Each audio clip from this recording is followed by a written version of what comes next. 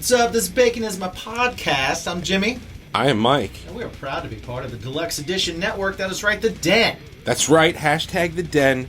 We are part of an awesome network with a number of fantastic podcasts, such as History I'd Like to Fuck, or HILF Podcast, Barrel Age Chicks, Barrel Age Flicks, Spoil My Movie, Deluxe Edition Podcast. Man, I could go on forever. You could, but we won't, so you can go Beard watch. Laws. Go listen, go watch, check them all out now. In a Deluxe pickle. Edition Network. Right now, deluxeeditionnetwork.com. Follow it on social medias, Deluxe Edition Network. What's your bacon? Hey, it's Mike. me. I'm the problem, it's me. I don't think you're the problem. You know what the problem is? Nobody knows where to find us online. That's the problem. Well, They're I think there's... Sometimes I go to YouTube. Sometimes I want to go to Spotify. Sometimes, how do I know where I can find everything bacon? You know what there is? There's one place that has everything, all-encompassing. It's baconismypodcast.com. A solution! Exactly. You ever want to listen to our music? Yeah. Or know where to find us on YouTube? Yeah. Or on Apple Music? Yeah. Spotify? Yes. Maybe grab some shirts? Check Find out some- sponsor. Find some sweet deals on some sodas from drinkwildbills.com, or maybe some beard product from Mythical Beards. Maybe you want to pick up a Podex. Use the promo code BACON on all of those websites and get 10% off. But if you can't remember that, just go to baconismypodcast.com, hit sponsors. You're right there. Yeah. Tells you everything. Find everything about us. Leave us a comment. Ask us a question. And always remember to ask yourselves every single day, What's your bacon? what's your bacon? Enjoying the national holiday that is the Super Bowl. I always laugh at how much more like commercialized and like forced into like the commerce and the spectacle and the marketing of it all. Oh, yeah. You know what I'm Yeah. saying? It's crazy. It's I watched an interesting breakdown recently where they were talking about how much actual football game is shown on your screen during the presentation of a normal like 3 to 4 hour football game. Yeah. And it's something like 38 minutes. Yeah, and now that Taylor Swift is so seamlessly integrated into the whole She's picture. taken over. Yeah. Well, she's taken over, but you know how much time she has been typically shown? Oh, 28 seconds, wow. right? That's it. Science. That's how much time she's on screen during football games, and people are losing their fucking minds.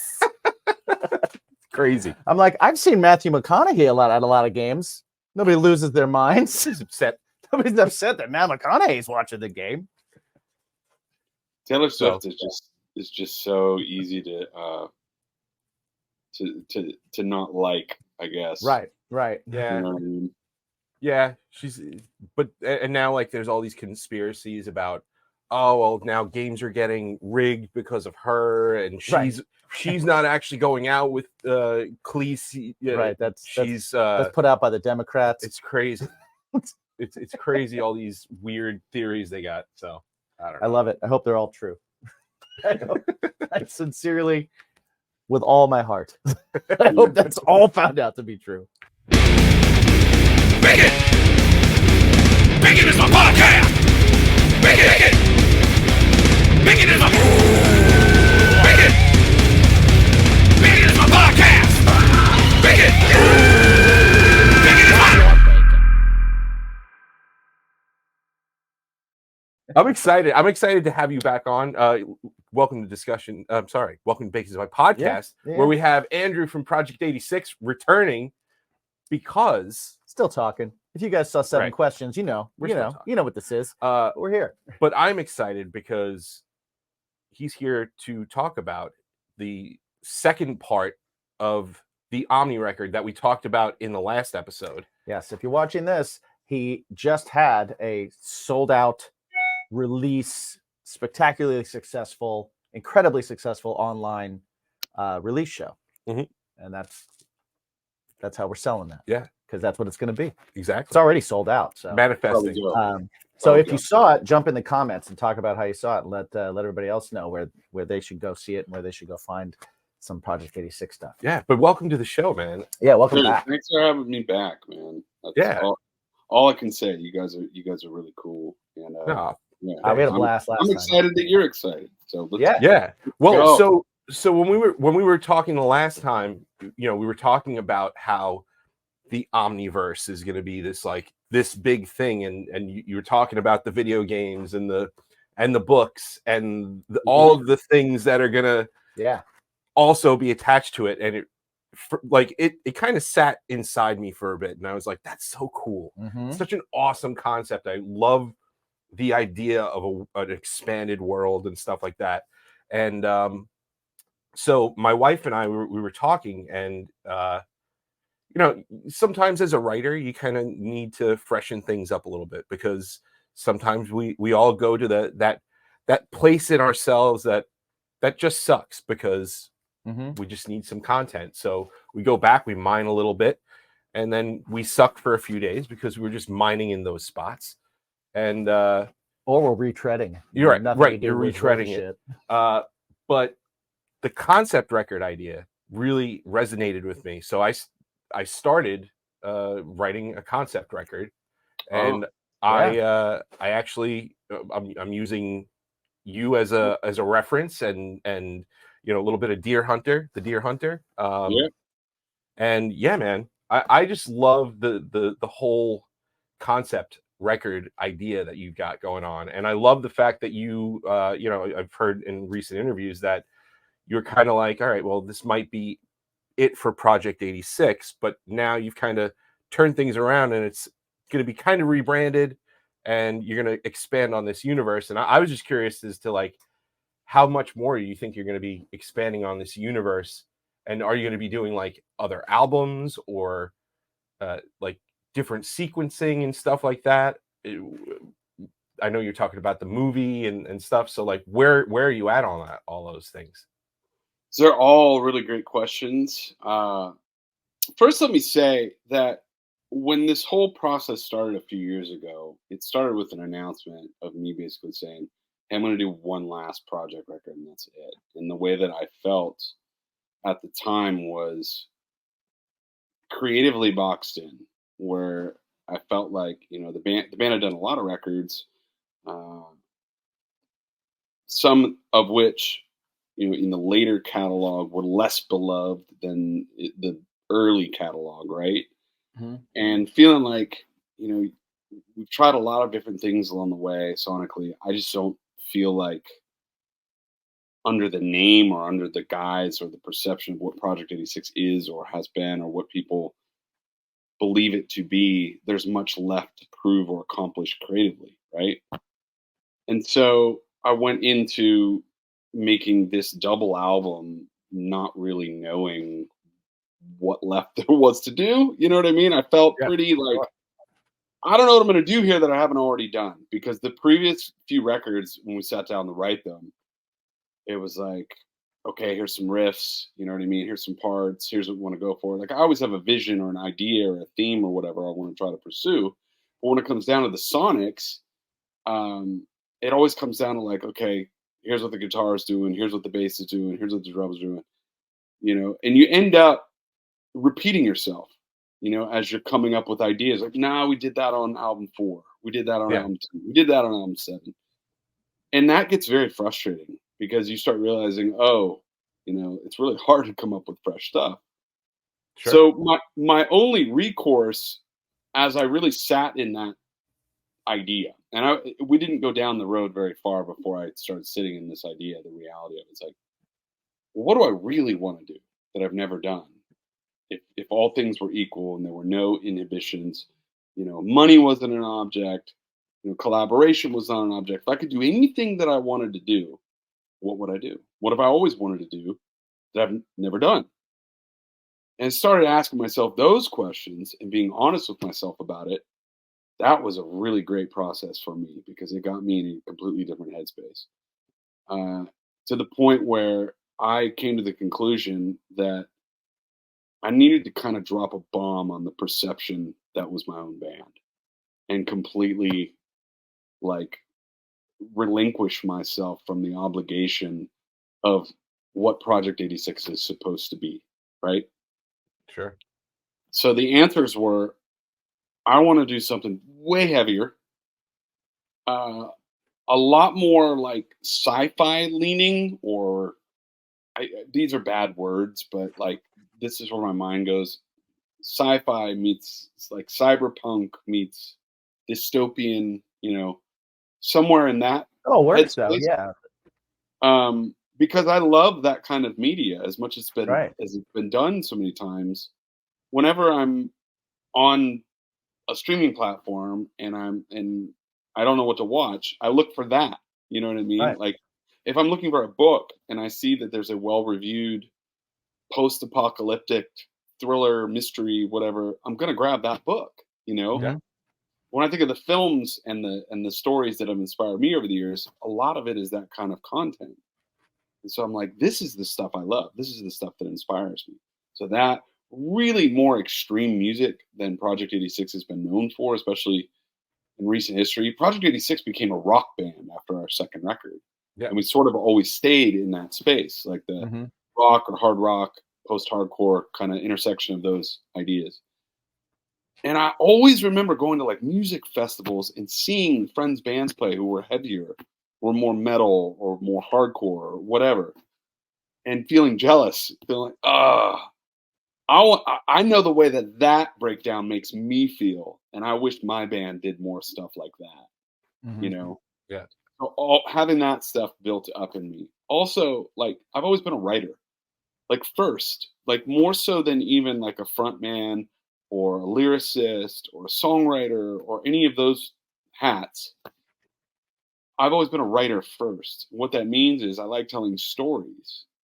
And so that's where the whole thematic, concept based element comes in for me. And I've taken a stab at that a couple of times throughout my career. And I've learned some lessons about how to structure and strategize a piece of content like that. So executing that was not as hard as it's been in the past. Like it came pretty naturally. But I wanted to take it one step further and actually like build a world. I was like, okay, all things being equal, what do I want to do here? Well, I want to be like C.S. Lewis or something. You know what I mean? Right. Like Yeah. build a world that has its own rules, that has its own terminology, that has its own laws and everything, you know? Uh, and that's a monumental endeavor, and that's not something you finish with one piece of work, right? So I came to the conclusion that there, inside of all these hankerings and all of these like sort of lifelong dreams that I've never totally executed or explored fully throughout my music career, that there was a lot there, and there was a natural story that came about that tied in a lot of the current events at the time that we were seeing come to fruition in the world surrounding, pandemic and Mhm. like, you know, you're seeing like global powers coming to the forefront of the Right. Yeah. narrative, and like there's a lot of wild things happening in the world. And alongside of that, and this has always been my big uh, area of concern, I guess, is we're becoming increasingly reliant upon technology for our day-to-day living. Yeah. Yeah. And technology is facilitating power structures to be consolidated, and to be, the way that the human civilization is aggressively accelerating forward into a technological age is frightening. And so there's a lot in there to talk about for me.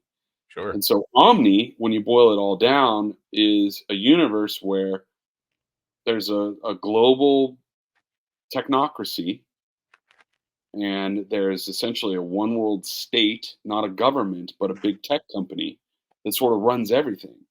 And it's out in the open. As much as big tech companies sort of manipulate everything behind the scenes right now, Right. in my world that I'm imagining, 15 years into the future, this big tech company runs it all. Yeah. They invent an application and this is where transhumanism, that's been my great obsession in recent history, is the concepts of transhumanism. This is where transhumanism and the idea of it plays a big role in the OMNI-Verse. Is this big tech company invents an application that gives people the option to live perpetually in a metaverse.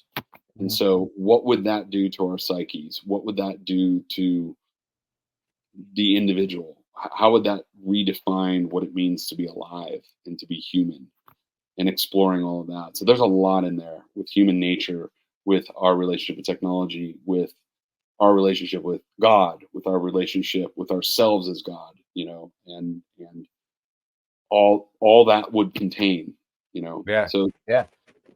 So to specifically answer your question, I think it's infinite as far as how far I would want to take this. It's just a matter of, do people like it? You know what I mean? Yeah, Are there enough right. people that are willing to subscribe to the Patreon, buy a T-shirt, stream the record, come to a show, buy a piece of vinyl? If there's enough people that pay enough money to do those things because they're excited about what I'm trying to build here, then it can keep going, because I'm really excited about it. And I will tell you, the response has been phenomenal.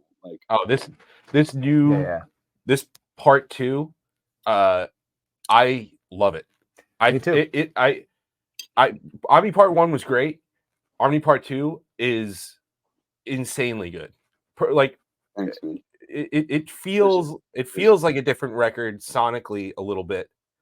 I feel like the intensity got ramped up. Yeah. If you are in the middle of a story, we talked about Empire before. Yeah. How New Hope kind of set you up and got you to know the characters and got you to get a background of things and showed you kind of where this thing could go. And then Empire comes in and it's more intense. The narrative just blows up. Yeah. And I feel like listening to both kind of back to back, they don't sound, it's not like they sound radically different, but no.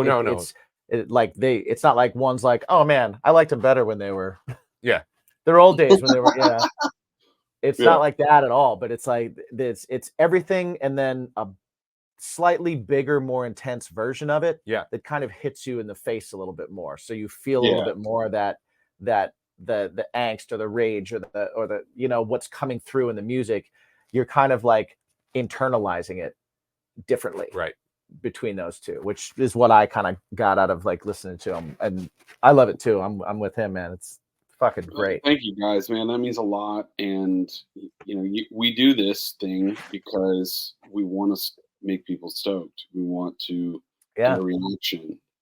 What's up, buddy? Yo, I know it's cold.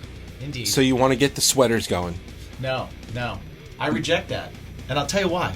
Why would you do that? Well, you don't put gloves on furry hands, do you? Well, no. No, you don't. So you know what? I like to keep my beanbag clean like my palms. Yes. That's right. The Lawnmower 5.0 Ultra is out now. It's got the skin-safe technology you're used to. It's got the LED light like you're used to. But this one, it's got the foil blade. Oh my god, the foil blade. It's nice for the crevasse. Exactly. So it, hooks up your nether regions. Goes right up the Mississippi on the one side and the Rio Grande on the other side. Exactly. So go to manscaped.com, use the promo code BACONPOD for 20% off, plus free shipping. Yeah, indeed. And it's not even just for this, right? No, it's for anything on there. Exactly, especially our favorite, the crop mops, the ball and butt wipes. If you see us, we always give them out. We'll hand them to you. Exactly. They'll be in the package, it's okay. If you don't see us, manscaped.com, promo code BACONPOD, 20% off of those bad boys. Free shipping. And always remember to ask yourself, what's your bacon? Join hosts Dave Houghton and Sarah Ray Palick as they examine the less glamorous side of sports with their podcast, In a Pickle. Follow IAP Radio on social media by going to IAPradio.com. In a Pickle is now part of the Den Network. For more information, go to IAPradio.com. And one of you asked a while ago, or the previous segment, about unwritten laws. One of my unwritten laws is I make music and content and stories and such for me first, because if I can make myself excited about it or give myself chills when I hear it, then I think maybe someone else will react to it the same way. Sure. We have a lot of songwriters that have been on the show and a lot of songwriters and musicians that listen to the show. And I think that little piece of reality is the most important thing, in my view, that a creator of any kind can hear from this right now. Well, it's counterintuitive, and it's like when you're riding a motorcycle, you turn the wheel the opposite direction in order to go the other direction. It's that idea. So it's very easy to think about, especially in the current context that we live in. Like, music's not really an industry like it was 25 years ago. True. 20 years ago. It's extremely difficult to even get people to pay attention because there's so much noise out there. Well, we're in a world of singles and you're releasing a double album. Right. That's a hefty task, but yeah. So you want to avoid the trap of thinking about the audience first, because that will dilute whatever you're creating. The only way you have a chance to connect with an audience is if what you're making causes them to feel something. And usually that means it has to be authentic. Yeah. And in order for it to be honest, authentic, it has to be something that comes from very deep within you, and I've fallen into that trap a lot of sure, at a lot of spots and a lot of moments throughout my journey in making music. And every single time I do, it's obvious. I don't know how the bands exist that are able to like write the same record over and over and over again, or like manufacture singles or whatever. Like, I've never had any luck with that. Whenever the thought process is, what's gonna make people stoked first, right? It's always, but because what?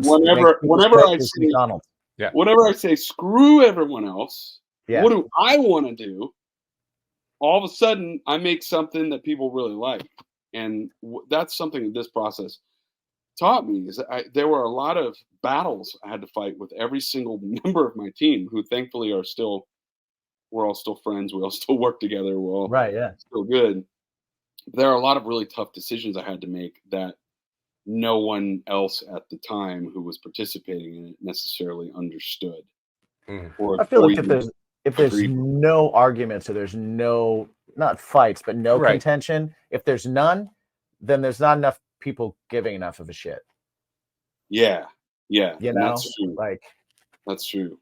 I think that's I was just like super stubborn in this time and said, nope, this is what I want. It's like Omni Part 1, like we're comparing Omni Part 1 to Omni Part 2.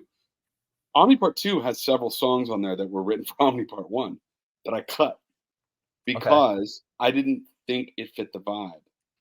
The vibe I wanted was a little bit more cinematic, a little bit more glacial in pace.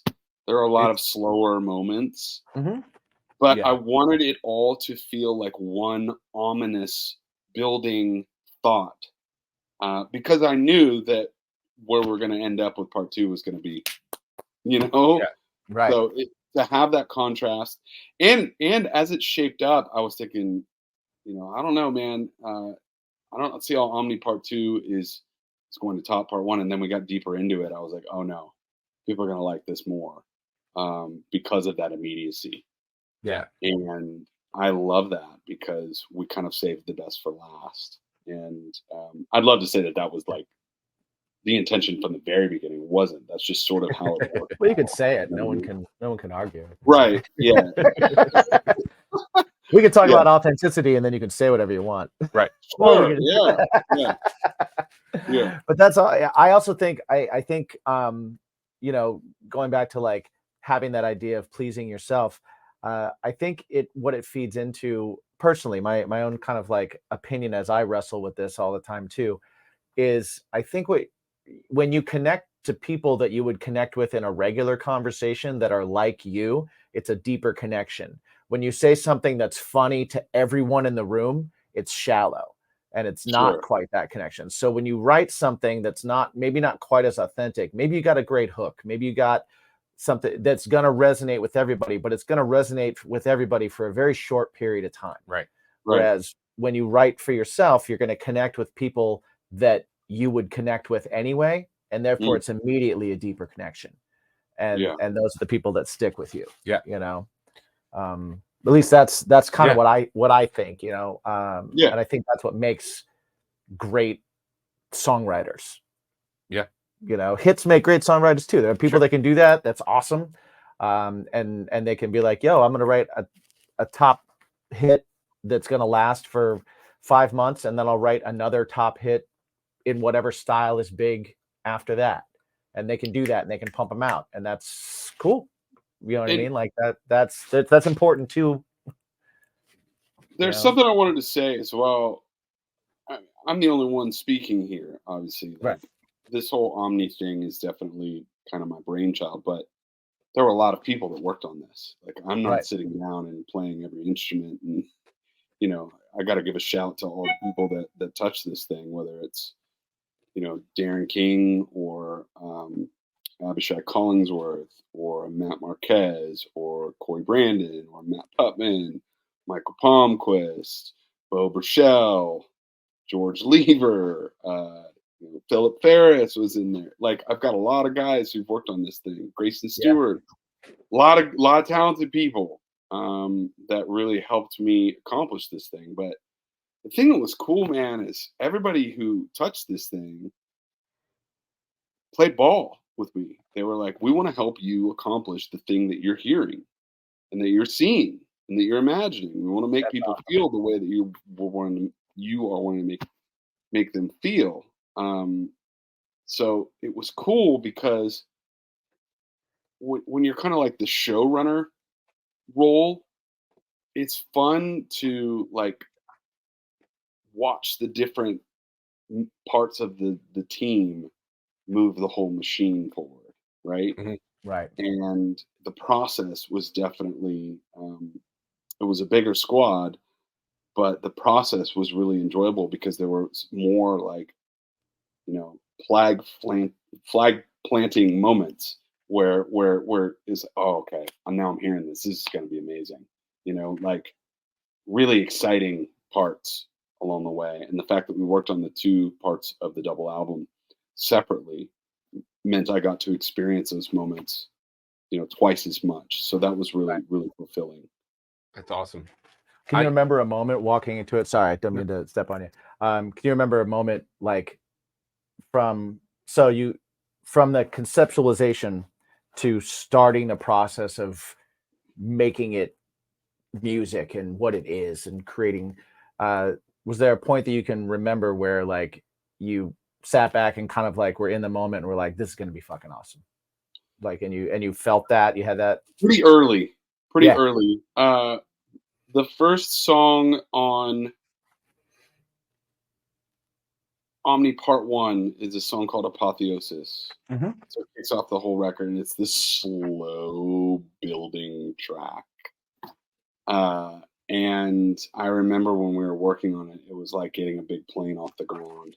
And I remember exactly what happened this day. So we had some basic ideas. The way this process would always start is I would come in with like kind of a list of notes. I had a couple voice memos, and then I had some other pieces of music that I would show people that are always like way out there in left field. That was one thing that, you know, my squad was always looking at me sideways about. I was like, all right, we're going to write this incredibly heavy song, and the starting point is Nicki Minaj.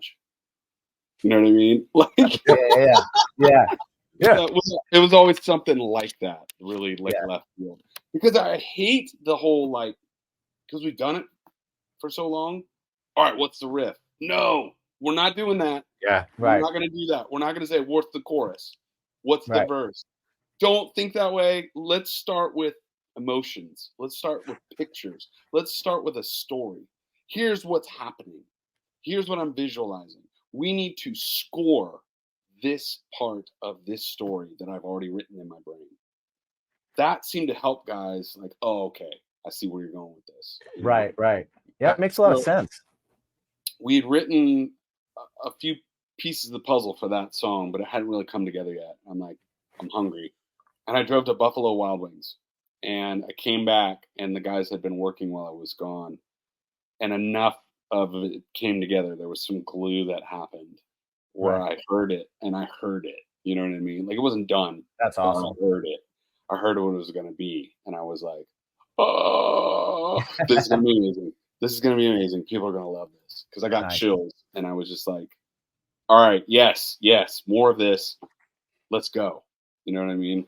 Yeah, it's so cool that you're like talking about this process, because like I said, I'm like starting to write mine, and yeah, I took an idea that I had, like a sound that I had from a long time ago. I was never really able to fit it anywhere into any of my projects that I was working with at the time, and I kind of used that as a guideline.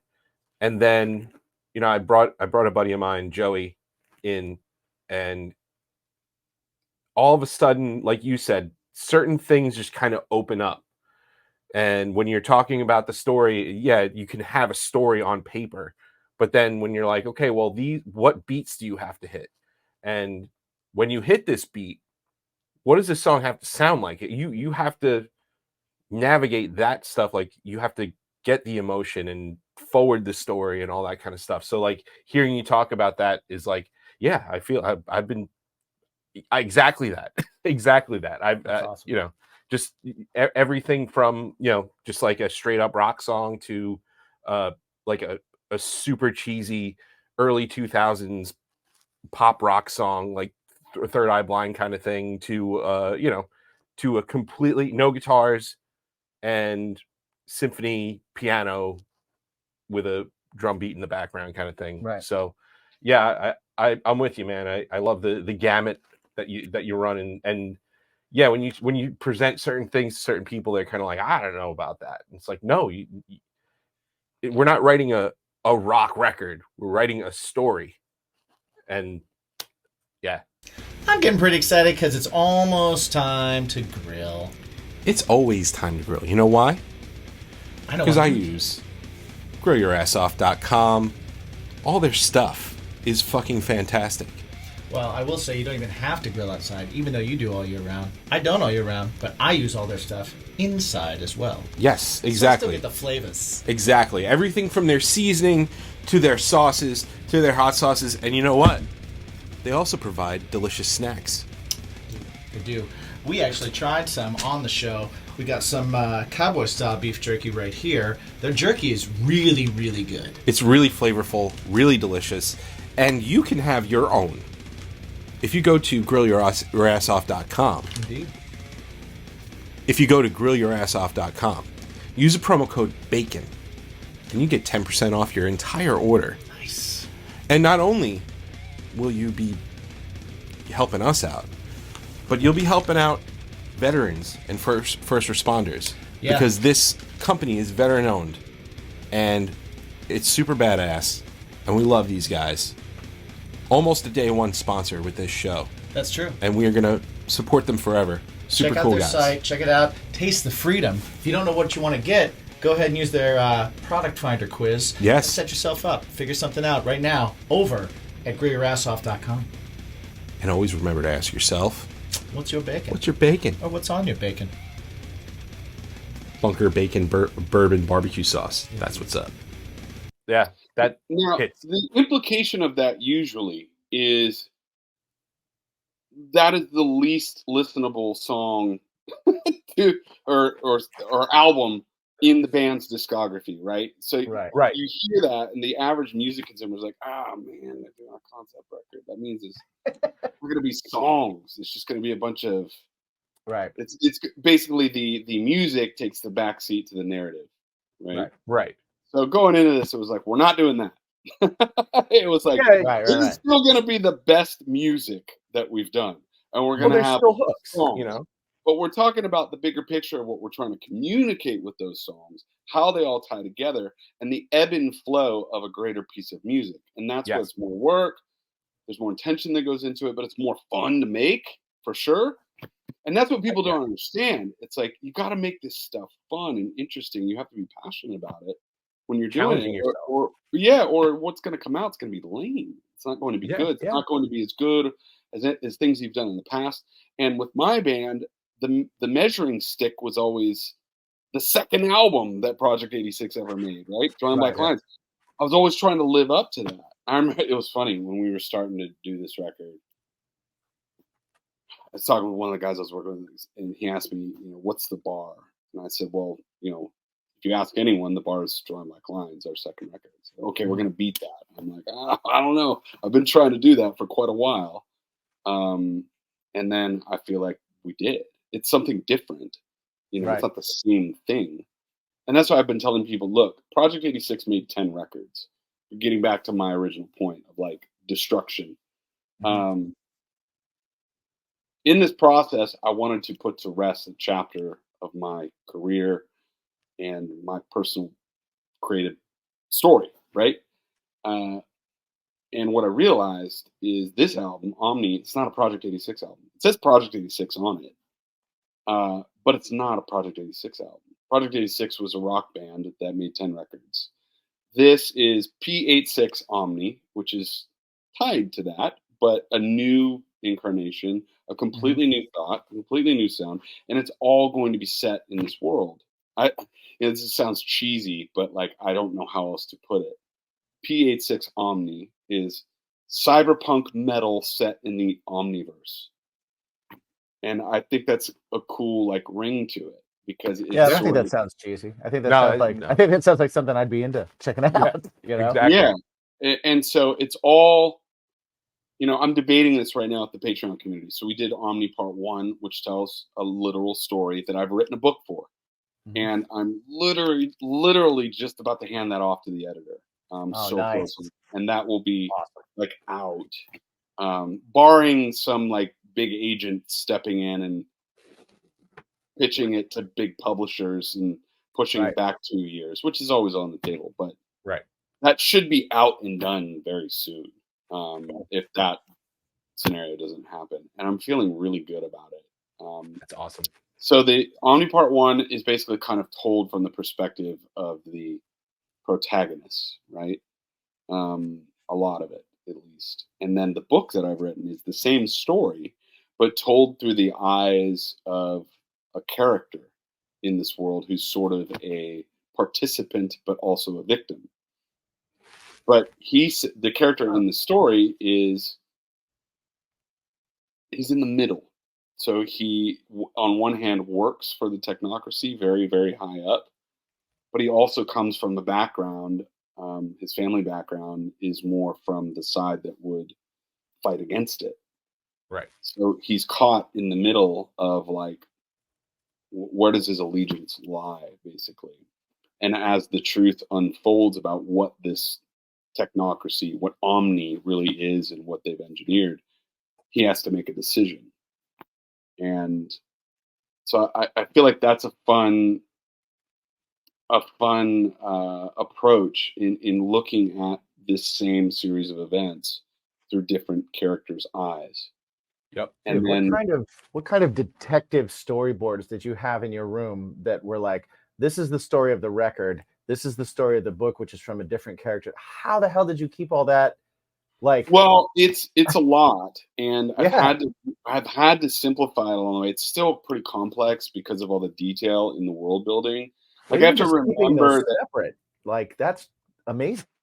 So I'm a pretty detail-oriented brain. Yeah. I've always been nerdy about everything that I'm into. So whether it's, when I was a kid, I played sports, but I was very nerdy about sports. Like I followed the teams, the players, I knew everything that there was about the stuff that I liked. But I was also equally nerdy about music. Right. And video games for that matter. Like I was into all kinds of stuff, and books and school even. Like, so you have to understand that this idea has been brewing in me for a really long time, and I've been working out the bits and pieces of it along the way. But yeah, I have all kinds of documents and That's incredible. physical documents as well as like on the computer, on the phone, timelines and character profiles and all kinds of parts to this thing that are ongoing still. Like even now at this stage where I'm really close to this third draft being done, I'm going through. I'm like, that detail doesn't line up with something that came in. This detail in chapter 7 doesn't totally line up with the detail I remember from chapter 3. Right. So I need to change the timeline there. So, but the kind of the backbone of it is a timeline. So a timeline of events, and that is sort of the structure of the whole story that I'm telling. That's incredible. So cool. That's super cool, man. It's so cool. I can't wait to read the book. Yeah, That's awesome. Actually, that blows my mind. It was funny because when you first came on, I was very like laser focused on consuming the record Omni Part 1, and we had notes and we had a whole bunch of notes, and you browse through them and you're like, okay, cool, I remember this and remember this. And it wasn't until recently that when you had reached out, I've been a fan of yours for a really long time, your music for a really long time, but just being so like enthralled in Omni Part 1, and it's a different sonically way different record than what you've done in the past. But I mean, I'm talking way back, like we were talking about concerts that we've gone to, and was talking about Roseland Ballroom, Hammerstein and stuff. And there was I'm gonna say 2000, 2001. I went to 2 shows in like the span of 4 days, and it was the bands on the bills were like Incubus, Deftones, Linkin Park, Head PE, POD, just all these. And I just, because it was in 4 days, all the bands got jumbled up. So I'm like, all right, well, I got to figure it out. So I went to setlist.fm, going through all the things. I saw you guys at I think it was Roseland. I think it was Roseland Ballroom. It was you guys, Head PE, POD, and this little band that opened the Linkin Park. Yeah, they were at the opener. Yeah, and I was like, holy crap! I've known him for like his music for this long, and then I looked back at the notes, and it was like, hold on, his band song was in a WWE video game on PS2, and then I go back and I listen to it. I'm like, that was my entrance theme. As I walked out, that was my entrance theme. There were a lot more connection points than you even remember. Yeah. You were his Creator Wrestlers entrance theme. Yeah. Probably one of mine too. That's huge. Which is awesome. Yeah. Which is awesome. So it's really cool, like, to finally make that connection. And it all just kind of happened in the past like month that you and I have been talking again. And it's all interesting because you can see how many of our notes we don't get to because we just get in the Yeah. We have all these notes and it's like we never even get to them. We were like, shit, we could have asked them this and this and this. But it's better this way. But I just I wanted to bring that up because it's fun though. I love that. Yeah. So like moving forward with Omni, the release, all the OMNI-Verse, you got OMNI-Fest that just happened as this comes out. So it is happening. It's a huge success. Yeah. So like it did sell out almost a month before. It's been sold out. It's been absolutely sold out. Yeah. So which is amazing. How do you see moving forward with Project 86 in terms of like playing out and putting new things out? Do you see, I know that when it comes to touring, it's very hard nowadays, costs and everything like that. But do you see with like your a project production and everything you're doing also, how do you take that on the road? Yeah. I mean, but Project 86 moving forward, do you see it being like more of a, okay, we're going to come out and we're going to do Omni stuff? Or are you going to do like a little bit of the Omni stuff, do some of the old records and whatnot, especially since you are doing this flip, this P86 Omni? Yeah, so this is a good question. I want to give the people that have been loyal followers of the band and who are, passionate about the older catalog an opportunity to experience those songs again live. Given that we're not doing 200 tour dates this year, right? So Right. I want to, at some point when we feel like this album cycle is at its conclusion, which will probably be 9 to 12 months from now, I want to put an endpoint on the old material. I want to retire it. Does that mean we'll never play it again? I don't want to say that. Yeah. Absolutely. But to me, it means something to say goodbye to those songs and put them in their proper place so that I can be freed up in here to focus solely on this new thing that I feel is really exciting. And I think other people do as well. And I felt like there's a leap of faith involved in doing that is freeing for me psychologically and emotionally. That needs to happen because Project 86 accomplished some really cool things as an underground band. There's also a lot of heartache associated with it for me. There's a lot of drama associated with it for me. There's a lot of disappointment associated in it for me. And to be able to put that in its place in the rear view, not to completely distance myself from it, but to creatively segregate it in my mind is like, it's a gold to me. I cannot explain how pivotal that is and how I touched upon that throughout the process of making this record. The more I leaned into that, the better I felt. And it was just like, I mean, I don't know what this means. You know what I mean? I don't know if it means that I'm abandoning like all the people who support me or if they're going to come with me into this new thing, or how much I have to like segregate the two. Still sorting all of that out. But I definitely see that let's play these old project songs as a part of playing a lot of new Omni material at the album release show, at the subsequent shows over the next year, and then let's retire them. Maybe we come back to them in 5 years or something. Maybe we don't. I know that we have a lot of really good songs on this double album that we can fill an entire set with that people will really enjoy singing along to and moshing to and experiencing. So it's not that they won't miss Spy Hunter and all these other songs, but I feel like that's the right thing to do right now at this stage for me. Well, I think too, from like a production standpoint too, with the Omni double album, you can do something way more than just a rock show with it. Totally. And you can create just a complete immersive experience that can tell the story. It's like, hey, come to this show, but you're seeing a movie. It's like a cross between a movie and a play, and there's so much stuff that can be done production wise when you're just approaching this particular thing, and you could tell that story in a set. I think it's awesome. I think it's such a cool concept. What's up, fam? Yeah. Bacon listeners, ever wanted to help out the show? Ever wanted to know a little bit more about what goes on behind the scenes here at Bacon?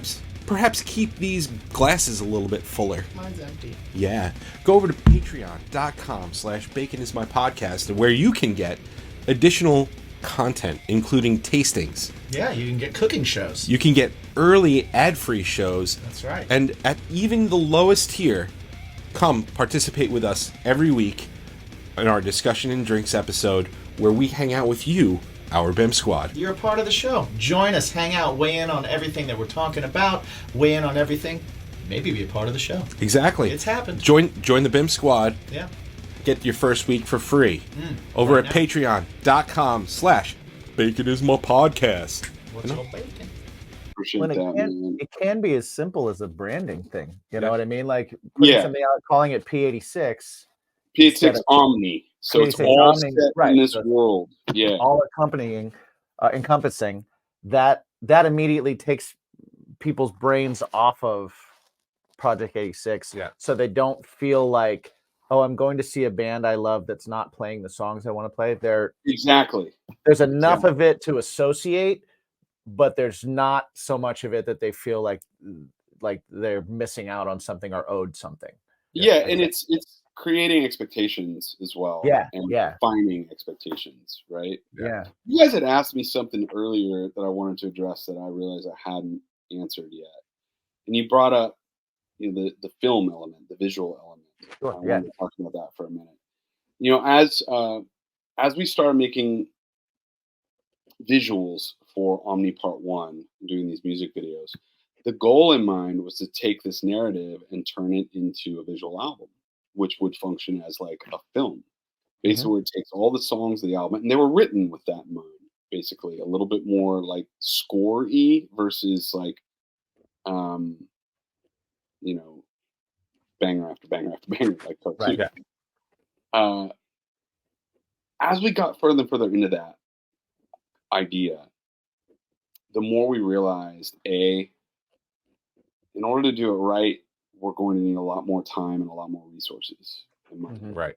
So part of that factored into a decision that was made recently, and I'll come back to this because there's another piece of the equation that factored into making a little bit of a pivot here. As I got deeper into the storybook, which, you know, I'm doing all of this backwards, right? So normally you write all the stuff, you write the book first, Right. and then you do the stuff that comes after. I just, you know, in the interest of time, it was like, last record, I'm going to do a book, I'm going to do music, I'm going to do all this stuff. There wasn't like this well thought out like strategy. Right. We were like, I'm doing this. We're rolling. Yeah, we're rolling. And Yeah. it's gonna be mayhem, and let's see what happens. So a lot of decisions are retroactive, right? But as the book has come together, and I've gotten a few people's eyes on it, the consensus has been, the small consensus has been, you know, this is really good. It can be a standalone story. You could, if you wanted to, make this into something that is a standalone piece of media that is independent from your fan base for your band.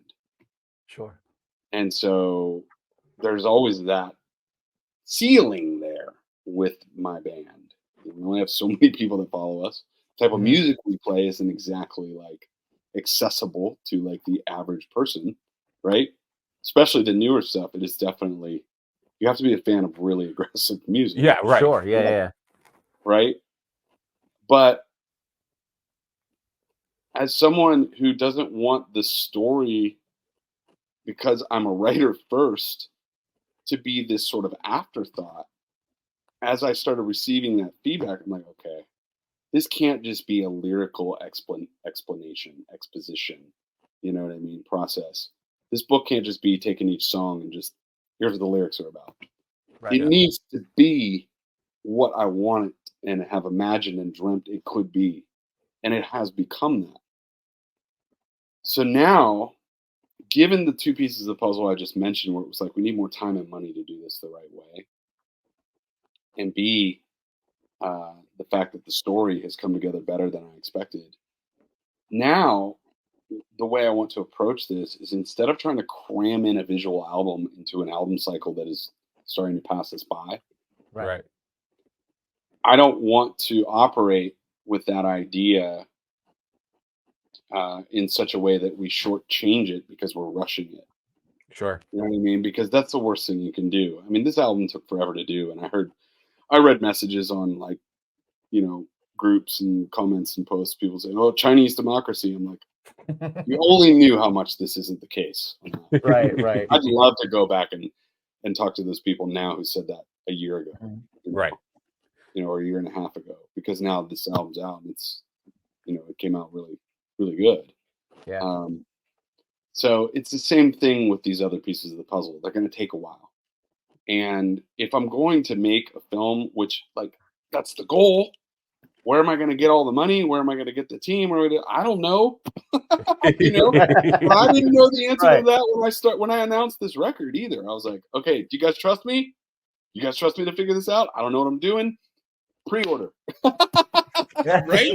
Yeah. So I'm like in the similar boat now with like creating a film out of a book. Let's get this book done. Let's get the story finished. Like I'm telling you, like today, before I hopped on this call, I finished up writing like an editing session.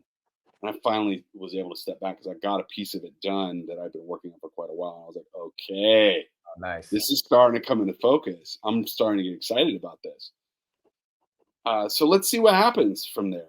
But there's a real specific story being told here that I think is in a unique enough world.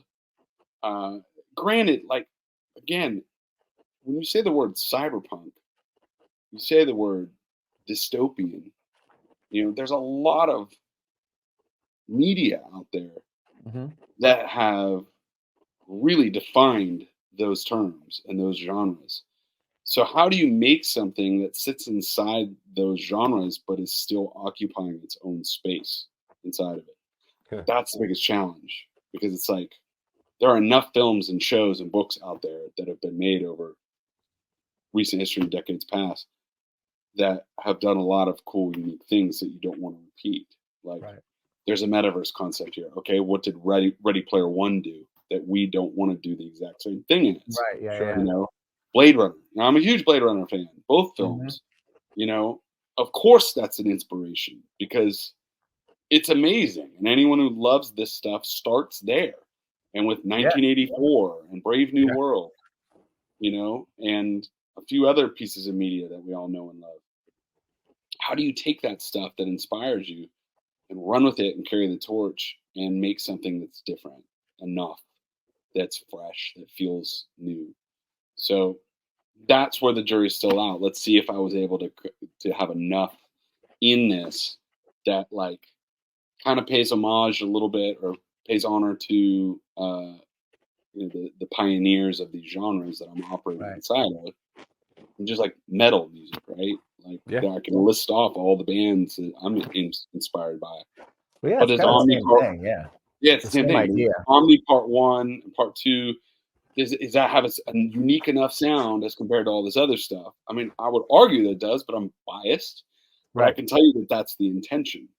Sure. So like, I find that intention has a lot to do with it. So I'm like 100%. Well, I'm back to that authenticity aspect of what we were talking about previously.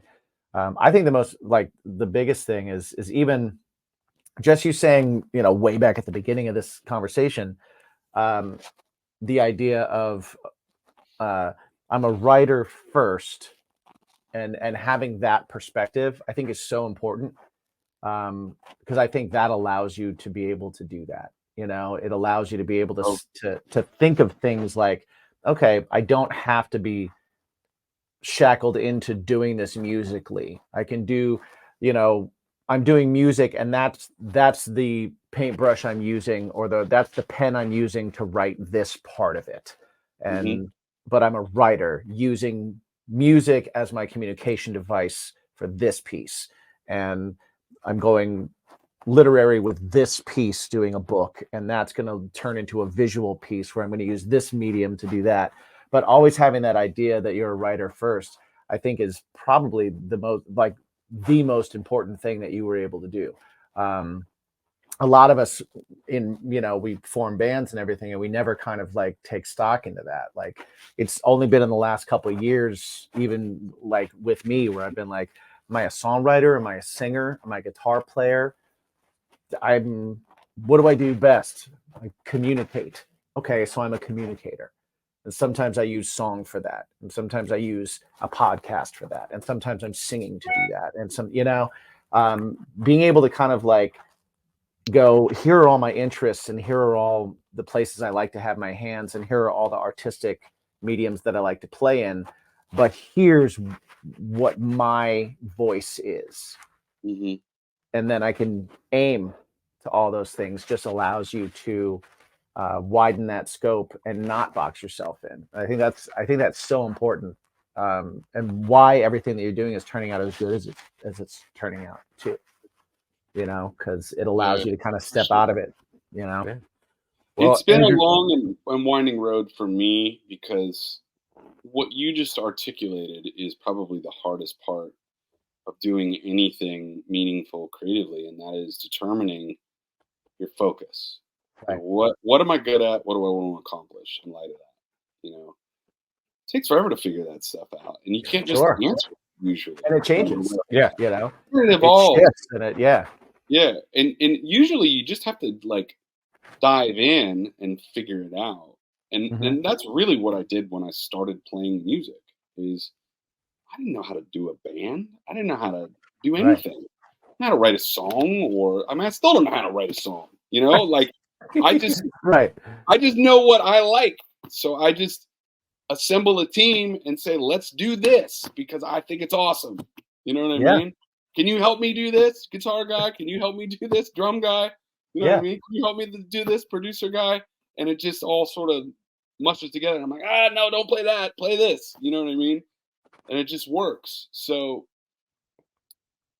but figuring out what you want and figuring out what you can and can't do inside of that and having a sort of realistic Yeah. perspective on yourself on that, those are the hardest things. Yeah. And Oh, you know, absolutely. you just dive in and you just do it. And if what you do the first time is at least sort of good, then maybe that'll afford you the opportunity to do it again. Do it And again. then the second time you do it, you'll get better at it, right? Writing fiction is pretty foreign to me. I've written 11 books, but I haven't written a lot of fiction. I wrote one fiction book many years ago, ironically, for another record that I never released. I learned a lot in writing. I learned that I really like writing fiction, but I haven't tried Yeah. to do it since. And so I liked the challenge of doing that. And I know a lot about storytelling and about dramatic structure and character development and dialogue and plays and how they're structured, enough to kind of weave my way through this process. I've learned a lot again, and Yeah. hopefully I'll continue to get better at it. But you kind of just learn by doing all this stuff. You know, you ask any like music producer that's gone anywhere in music, I'm sure like if they're seasoned and they've made records that you know of and have done anything, they'll be able to articulate why they made certain decisions and why they did certain things the way that they did. But they probably didn't know how to articulate that when they first started. Mhm. No. A lot of it was just gut. You know? I've been listening Right. to a couple of interviews with Rick Rubin, and Yeah, he I've just been put out a book referencing that a I really lot wanna lately. get. Yeah, and he's one of the things he said the same thing you said, where he was like, someone asked him like why he thinks he's been able to tap into things that have made people happy and have reached people and stuff, and he was like, I've never made a record for anyone other than me my whole life. Yeah, I saw that on Instagram. Right? I saw that. I was like, I saw that I was like, recently on Instagram. yes. Yeah, it was Yeah. just Yeah, up there. me too. And it was so validating to hear someone that I like, idolize so much Yeah, say Rick Rubin, something yeah. that I've been saying for a very long time. But Right. like, I got to tell you, when I heard him say it, it's not that was the first time I heard someone else say that. You know what I mean? Right. And it's not like I think I invented that, because obviously I didn't. That Right. idea. But I know that like it's been validated for me. That's the only reason Yeah. why I say that and put it out there. is because Absolutely. for whatever reason, every single time I try to write for other people, it sucks, or it's mediocre, or it falls flat. But every time I'm like, nope, I'm going to make something that's for me. And then screw everybody else. And if they like it, cool. If they don't, I don't care. I made something I like. Every time I Yeah. do that, more people like it. Yeah. Right. So to hear Well, him, he was more eloquent about the way he said that. But Well, but that's like, exactly oh why. gosh, yes. That's why I Yeah. harped on it when you said it, was because Yeah. I immediately was like, "That's what I think." Yes, Yeah. and again, hearing him say it too was the same thing for me. It was hearing him say it and going, "Damn it, yeah, Yeah, and Yes. he didn't invent that either, that concept. right, Sure. But right." he's made a lot of records that we probably both really love. Oh yeah, yeah. exactly. So when somebody who's worked on a lot of stuff and who consistently puts out, is involved in things that Quality. are genius, Yeah. you listen. Well, Right? anytime someone that's done something more than me says something that I agree with, I'm very excited about it. Because I'm like, oh, good, I was right. Because you're clearly right. I remember, this is a quick story, a Rick Rubin story. I remember I was sitting with my band in this restaurant in LA on Sunset, and Rick Rubin and Tom Morello were sitting at a booth like right across the room. Oh, And we saw them, and we were just like, oh my gosh, we got to go say hi. yeah. So like after we were done, they were still over there, and like you gotta understand, you feel like such a knob Oh, yeah. interrupting Absolutely. someone else's meal, but like how do you not? You know what I Yeah. mean? You have And to. like, so one of the other Did you guys, apologize when you walked up? yeah, I 'Cause I would. I think I didn't even say anything. Like Right. one of the other guys in the band was like even more excited than I was, and I think he was the one that talked to them. Yeah. And I just sort of stood there with him, you know. But it was like, hey guys, sorry to interrupt. We're big fans type of thing. And they were like, oh, cool, man, thanks. You know, it's whatever. But Yeah. it was like, wow, Right. right Yeah. there.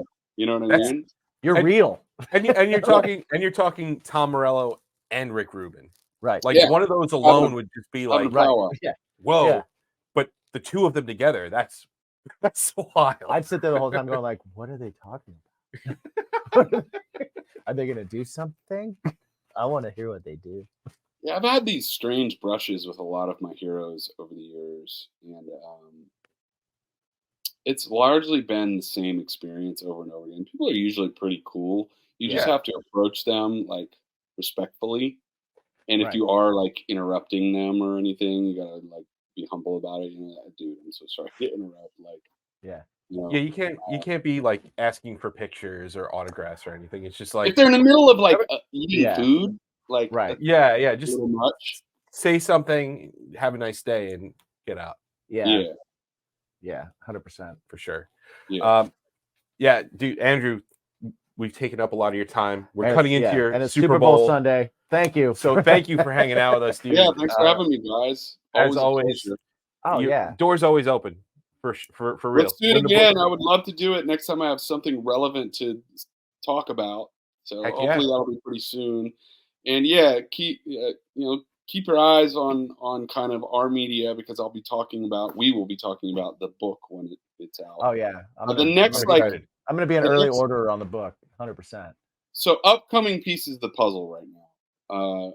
As of this release of this episode, we have a brand new limited variant, vinyl variant of the Omni double album that we have just dropped. Basically, it will have been first available for the live stream attendance of our album release show. So if you're seeing this on March 1st, grab a ticket, come watch us live, and then you can pick up a copy, the limited copy. I don't know if they'll sell out or not, of the new Omni vinyl variant. Nice. It's They'll sell out. just Jump a on it. special short run of vinyl. The last one we're going to do for Omni, because the others have all sold out, basically. So Nice. we're excited about that. And then the next piece of music that's coming out, we're going to release Omni Part 2 instrumental to streaming here in April. Nice. And then in May, hopefully I'll be announcing the Omni Storybook release. Hopefully even before I'll be announcing it. Just depends on how fast the editing process Fingers goes. crossed. So that's the next piece of the puzzle of the world building for Omni. Will be that book, and it's a short read. I mean, it's like 200 pages plus. You can read it in a weekend for sure, and it's hopefully a page turner, and it's a piece of fiction that goes along with Omni Part 1. And then from there, we'll be playing some more shows throughout the year and into next year. Retiring the old material, not quickly, but this round of shows will be the last time that we play the old material. And then the plans after that, man, is the way I feel right now is we want to move right into Omni Part 3. I already have ideas for that. Nice.